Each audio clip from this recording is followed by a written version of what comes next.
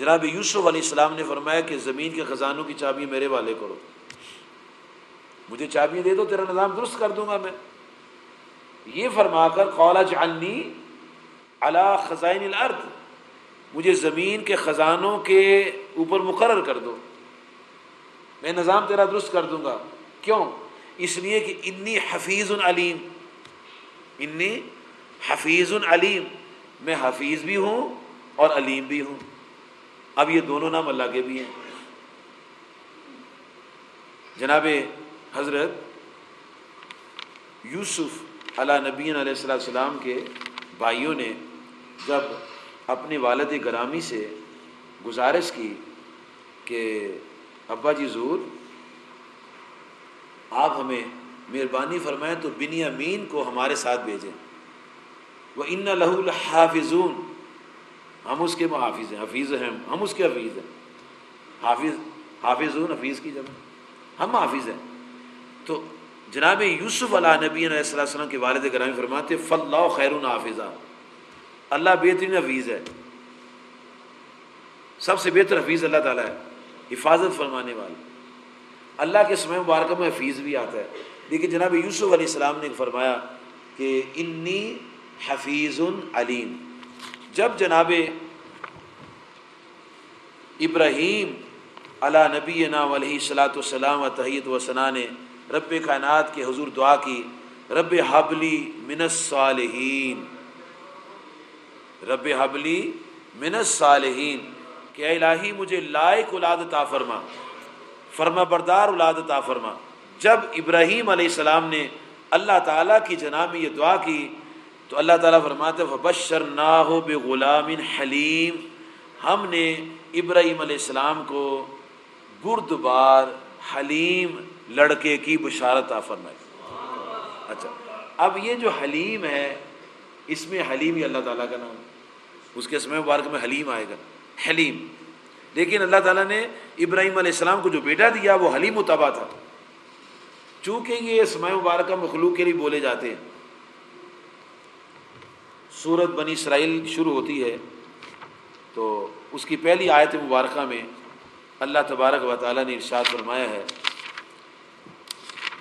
سبحان الذی اسری بعبدہ لیلا من المسجد الحرام الی المسجد الاقصی الذی بارکنا حولہ لنریہ من آیاتنا.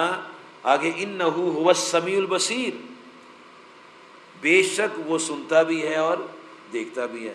یعنی سمیع اللہ کا اسم مبارک اور بصیر بھی اللہ کا اسم مبارک.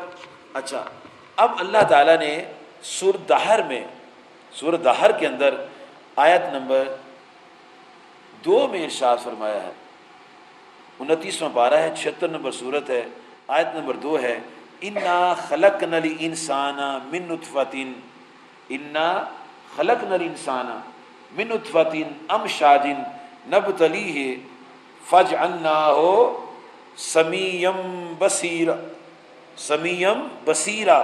اللہ فرماتا ہے جل شانہ کہ ہم نے انسان کو سمیع و بصیر بنایا. خود سمیع و بصیر ہے اور سمیع و بصیر بنایا اس نے. اس لیے ہم لا الہ الا السمیع نہیں پڑھیں گے، لا الہ الا البصیر نہیں پڑھیں گے، اس لیے کہ سمیع مخلوق میں بھی ہے، بصیر مخلوق میں بھی ہے، حکیم مخلوق میں بھی ہے، علیم مخلوق میں بھی ہے، حفیظ مخلوق میں بھی ہے. اس لیے کلمہ طیبہ میں ہم لا الہ الا الحفیظ الا الکریم الا الرحیم الا الستار یہ نہیں پڑھیں گے، کلمہ پڑھیں گے لا الہ الا اللہ، کوئی معبود نہیں مگر اللہ. اس لیے کہ اس میں اللہ تعالیٰ کا اطلاق کسی غیر پر نہیں ہوتا. کسی کا نام ہم اللہ نہیں رکھ سکتے، نبی رکھ سکتے ہیں، نام نبی رکھ سکتے ہیں بندے کا، رسول رکھ سکتے ہیں، اللہ کسی کا نام نہیں رکھ سکتے. اگر اللہ تعالیٰ کا اسم پاک اللہ کسی کا رکھیں گے تو کیسے رکھیں گے؟ عبداللہ، عبید اللہ، اس طرح کر کے نام رکھیں گے. اکیلا اللہ اس کا نام نہیں رکھیں گے. اور جب پکاریں گے تو اکیلا اللہ کہہ کے نہیں پکاریں گے، عبداللہ کہہ کے پکاریں گے. کبھی اس کو اللہ کہہ کے نہیں پکاریں گے۔ عبد الستار کو ستار بھی پکار لیتے ہیں، عبد القادر کو قادر کہہ کے بھی پکار لیتے ہیں، لیکن عبداللہ کو اللہ کہہ کے نہیں پکاریں گے، اس کو عبداللہ ہی کہیں گے، کیونکہ اس میں اللہ جو ہے یہ مخلوق پر اس کا اطلاق نہیں ہوتا۔ مخلوق فیض لینے کے لیے اپنا نام رکھ لیتی ہے، عبداللہ اللہ کا بندہ، عبید اللہ اللہ کا بندہ، لیکن جب اس کو پکاریں گے تو اللہ کہہ کے نہیں پکاریں گے بلکہ عبداللہ یا عبید اللہ کہہ کے ہی پکاریں گے۔ تو یہ اس میں اللہ جو ہے اس میں یہ کمال ہے کہ یہ صرف اسی کی ذات پر اطلاق ہوتا ہے۔ اور اللہ تعالیٰ نے جب شروع کی ہے کتاب، ارشاد فرمایا ہے تو پہلے پڑھا بسم اللہ، پھر فرمایا الحمدللہ، بسم اللہ اور الحمدللہ۔ اور امام مرزا فاضل بریلوی رحمۃ اللہ علیہ نے جب ترجمہ کیا بسم اللہ کا تو یہ نہیں کیا میں شروع کرتا ہوں اللہ کے نام سے، یہ نہیں ترجمہ کیا، یعنی شروع اللہ کے نام سے، یہ ترجمہ نہیں کیا، بلکہ ترجمہ کیا ہے بسم اللہ الرحمن الرحیم، اللہ کے نام سے شروع، یعنی ترجمے میں پہلے نام رکھا ہے اللہ، اللہ کے نام سے شروع جو بہت مہربان، نہایت مہربان، رحم فرمانے والا ہے۔ ہاں جی، اب چونکہ حمد اس کی ہے، وہ حمید ہے، اس لیے تعریف کا لفظ پہلے آ گیا۔ الحمدللہ، تمام تعریفیں اللہ تعالیٰ کی ہیں، وہ بالواسطہ ہیں یا بلا واسطہ ہیں۔ اچھا، اللہ تعالیٰ کی یہ شان ہے، جب وہ اپنی شان بیان فرماتا ہے نا تو پھر اپنا تعارف کراتا ہے کہ کون اللہ، تاکہ لوگوں کو پتہ لگ جائے کہ یہ ہے اللہ۔ مثال کے طور پر اللہ تعالیٰ قرآن مجید میں ایک جگہ ارشاد فرماتا ہے کہ یا ایھا الناس اعبدوا ربکم، اے لوگو اپنے رب کی عبادت کرو، یا ایھا الناس اعبدوا ربکم، اے انسانوں اپنے رب کی عبادت کرو۔ اب اللہ تعالیٰ وضاحت کرے گا کہ تمہارا رب کون ہے، تاکہ کسی کو ابہام نہ رہے، وضاحت ہو جائے کون ہمارا رب ہے۔ فرمایا الذی خلقکم، فرمایا وہ تمہارا رب ہے جس نے تمہیں پیدا کیا ہے، والذین من قبلکم، اور جو تم سے پہلے ہوئے تھے ان کو پیدا کیا ہے، الذی جعل لکم الارض، وہ تمہارا رب معبود جس نے زمین تمہارے لیے پیدا کی ہے، فراشا، والسماء بنا، آسمان کو چھت بنایا ہے، وانزل من السماء ماء، آسمان سے پانی اتارا ہے، فاخرج بہ من الثمرات رزقا لکم، اور تمہارے لیے اس پانی کے ذریعے زمین سے تمہارے لیے پھل رزق اتارا ہے، نکالا ہے۔ فلا تجعلوا للہ اندادا وانتم تعلمون، اے لوگو اپنے رب کے ساتھ کسی کو شریک نہ کرو، یہ تمہارا رب ہے ان شانوں والا۔ اب یہاں بھی جب اللہ نے فرمایا نا الحمدللہ کہ تمام تعریفیں اللہ کی ہیں، تو ساتھ بتا دیے پتہ ہے کون ہے اللہ؟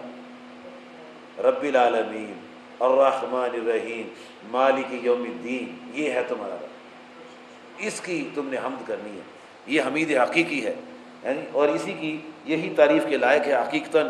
باقی جس کی بھی تعریف ہے وہ سب اللہ تعالیٰ کی عطا کردہ ہے، لیکن اس سے یہ مطلب نہیں ہے کہ ہم کسی اور کی تعریف نہیں کر سکتے، یہ مطلب نہیں۔ جب وہ خود تعریفوں والا تعریفیں کرتا ہے،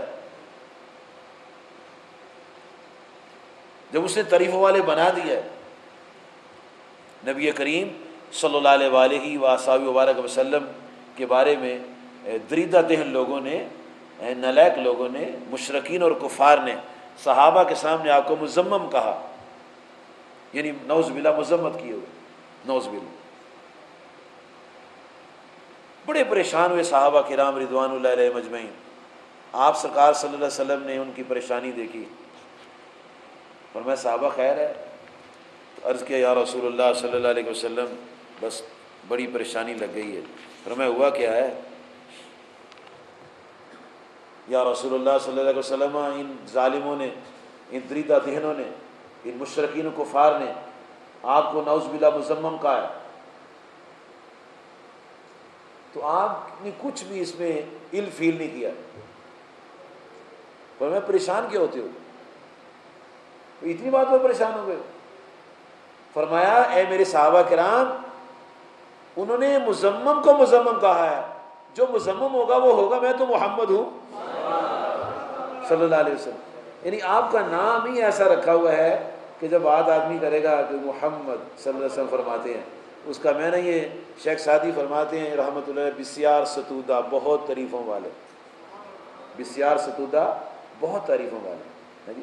تو جس کو اللہ تعالیٰ تعریفوں والا بنا دیتا ہے اس کی تعریف کرنا بھی اللہ ہی کی تعریف ہے، کیونکہ اللہ کا شاکار ہے۔ ایسے ہی اولیاء اللہ ہیں، ان کی تعریف کرنا بھی اللہ کی تعریف ہے، ان کی شان بیان کرنا اللہ کی شان بیان کرنا ہے، کیونکہ ان کو جو شان عطا فرمائے وہ سب اللہ نے عطا فرمائے۔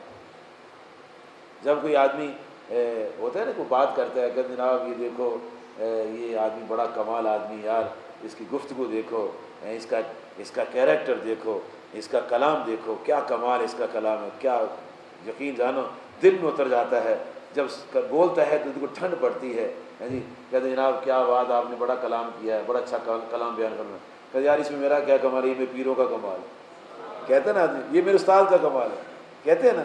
تو اسی طرح جب اللہ تعالیٰ کے کسی بندے کا ہم بیان کرتے ہیں، اس کی تعریف بیان کرتے ہیں، تو اصل میں وہ اللہ کا کمال ہوتا ہے۔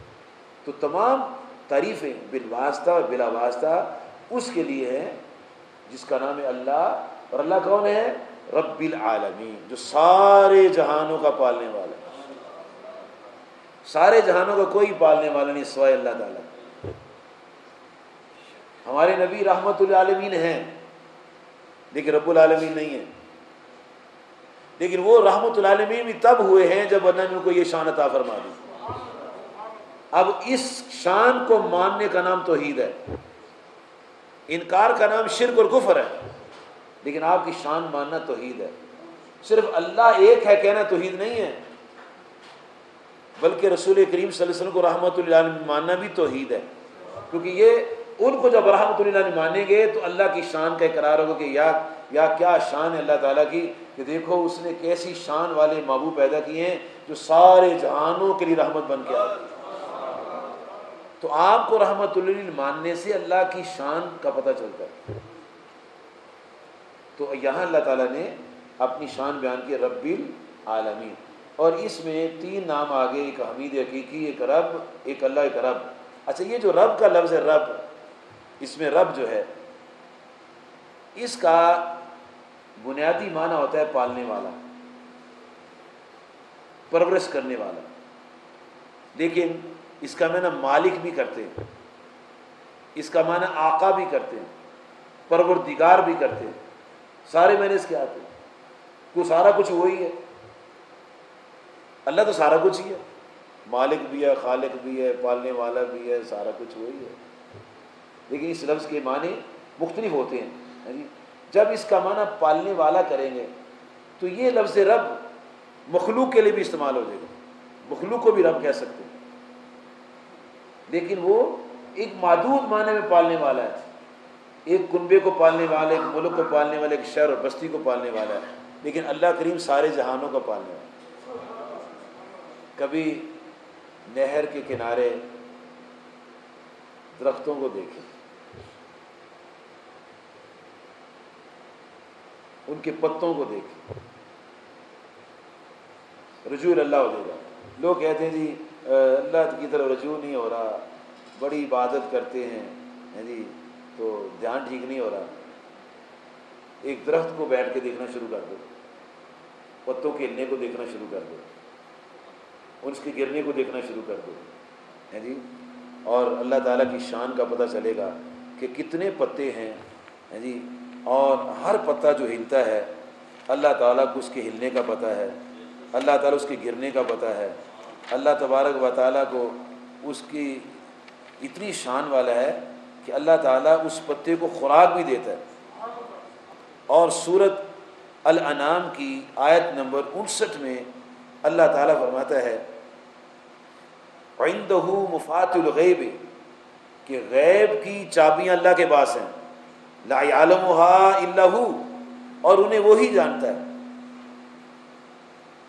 وہ یعلم، اور وہ جانتا ہے ما فی البر والبحر، تری اور خشکی میں جو ہے۔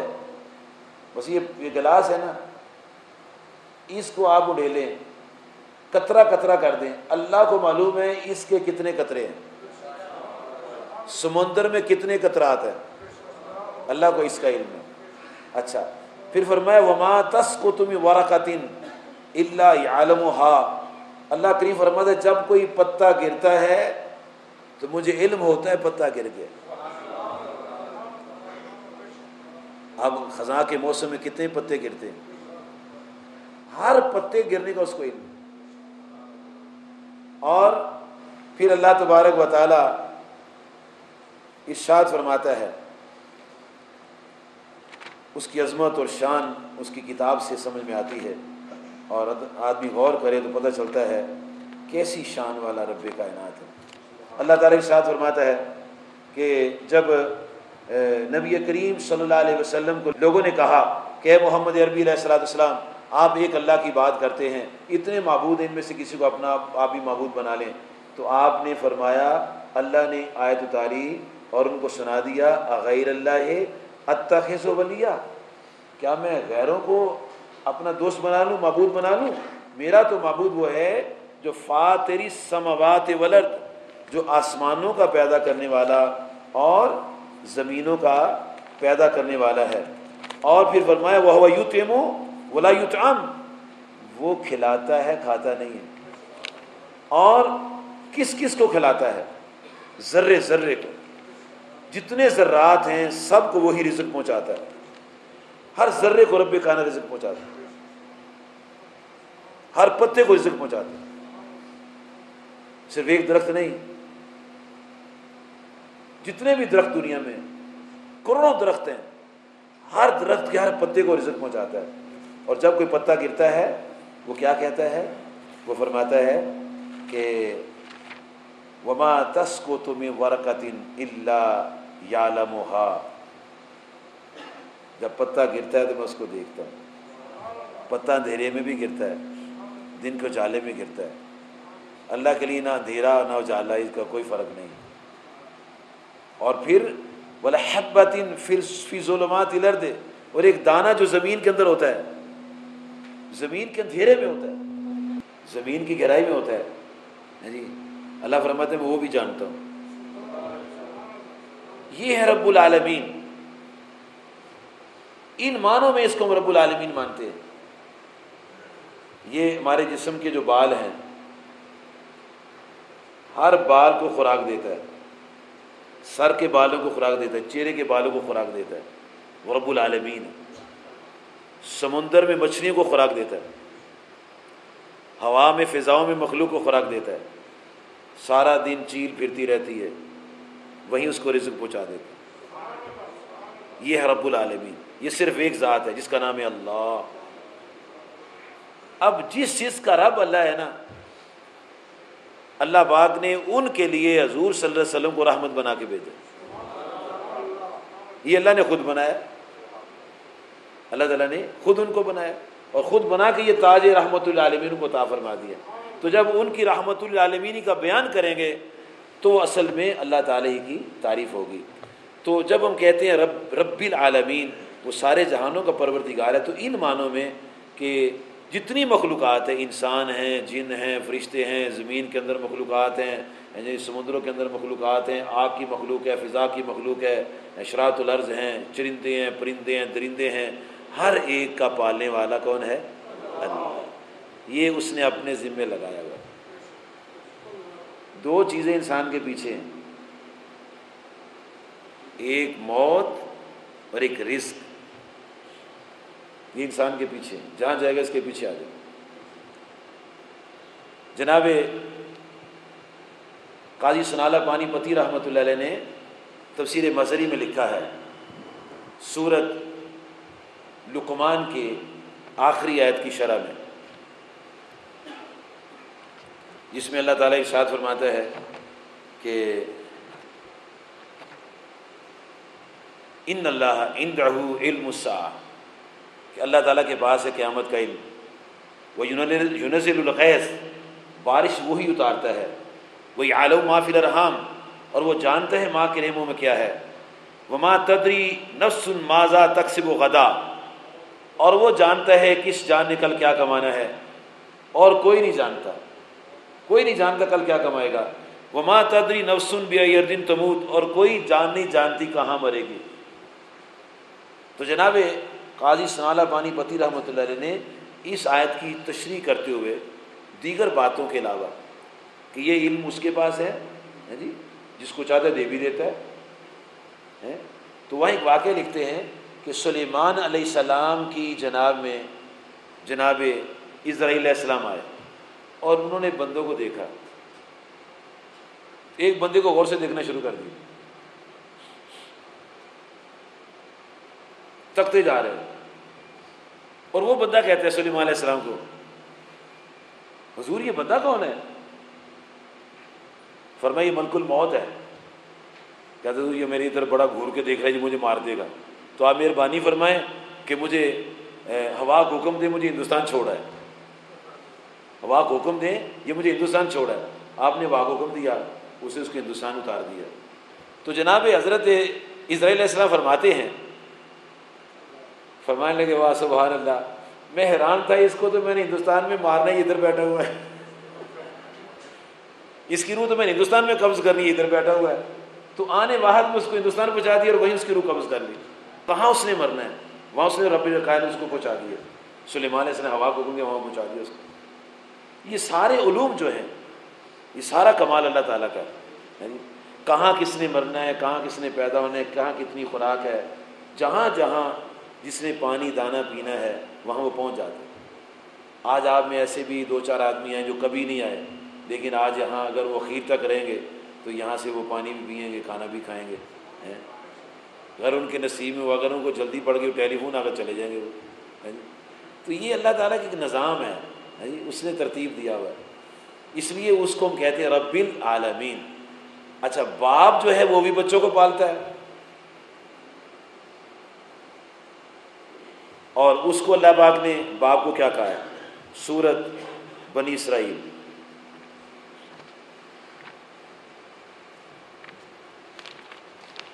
آیت نمبر ہے 24، 15واں پارہ ہے۔ اللہ تبارک و تعالی والدین کی شان بیان کرتا ہے، فرماتا ہے کہ ان کی شان یہ ہے کہ اس نے حکم دیا اولاد کو کہ اے بچوں، اے ماں باپ کے بچوں، وبالوالدین احسانا، والدین سے اسے سلوک کرنا ہے۔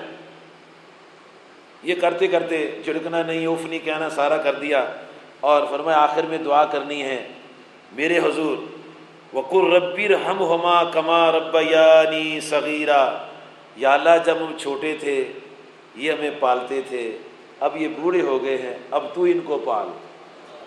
یہ ہمیں پالتے تھے، اب تو ان کو پال۔ حالانکہ وہ تو پالتا ہی پالتا ہے، وہ تو پالتا ہی پالتا ہے، لیکن یہ دعا سکھائی ہے تاکہ ان کی خیر خواہی میں شامل ہو جائیں۔ جیسے اللہ تعالیٰ نبی صلی اللہ علیہ وسلم پر درود تو بھیجتا ہی ہے نا، ہمیں بھی فرماتا ہے تم بھی بھیجو تاکہ ہم بھی چاہنے والوں میں شمار ہو جائیں۔ اللہ تعالیٰ خود پالتا ہے، لیکن ہم دعا کرتے ہیں یا اللہ جیسے ہمارے ماں باپ نے بچپنے میں پالا تھا نا تو تو ان کو اب پال۔ تو انشاءاللہ تعالیٰ اللہ کے فضل و کرم سے یہ ایک سلسلہ وار درس شروع کیا آج سے میں نے سورۃ الفاتحہ شریف سے، تو آئندہ سے اسی سے آگے چلیں گے جی۔ تو یہاں تک آج ہوا ہے درس رب العالمین تک، لیکن رب العالمین پورا نہیں بیان ہوا۔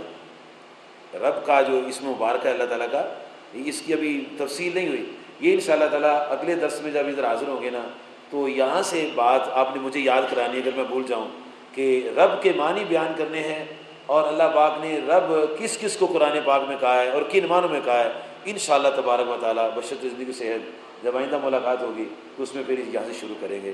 وآخر دعوانا ان الحمدللہ رب العالمین۔ میرے دل وچ کیویں یوسف سنم آباد ہو سکدے، میرے دل وچ امام